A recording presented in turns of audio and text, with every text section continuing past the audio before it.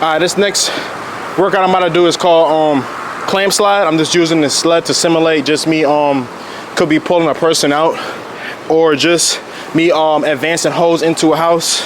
This helps out with making sure that you're below the thermal layering. Sometimes you probably won't really see this as much because a lot of folks in the fire department are older and they have bad knees.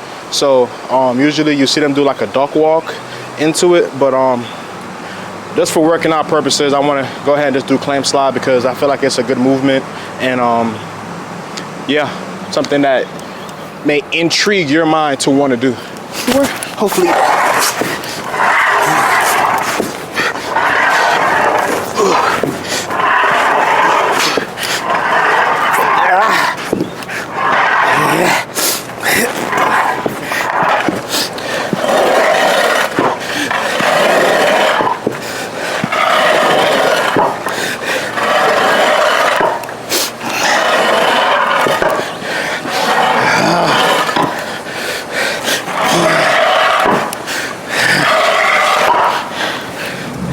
Oh, that one took a lot out of me.